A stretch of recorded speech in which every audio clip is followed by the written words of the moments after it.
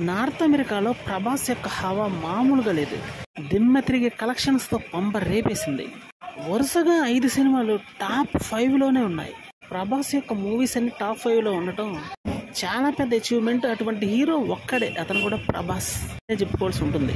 బాలీవుడ్ లో పేరుకి ఎంతమంది హీరోలు ఉన్నా కూడా ఇటువంటి అచీవ్మెంట్ అనేది సాధించలేకపోవటం విచారణార్హం.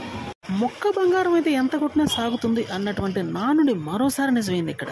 ఇటువంటి రేర్ అచీవ్మెంట్ భారీ కటౌట్ అయినటువంటి ప్రభాస్ కు మాత్రమే సాధ్యం. ఇందులో ఎటువంటి సందేహం లేదు. పేరుకు బాలీవుడ్ హీరోలైనా కూడా కలెక్షన్స్ మాత్రం తక్కువే అని చెప్పాల్సి ఉంటుంది. దిల్వాలే దుల్హనియా లే జాయేంగే, అలానే ప్రేమాలయం లాంటి సినిమాలు అప్పట్లో ప్యూర్ హిట్లే, కానీ కలెక్షన్సే ప్యూర్గా లేవని చెప్పాలి. ఎందుకు లేవంటే బాలీవుడ్ జనాలు మాత్రమే ఆ టికెట్లు కొంటూ ఉంటారు. ఆ విధంగా వచ్చినటువంటి కలెక్షన్స్ ప్యూర్ ఎలా అవుతాయి?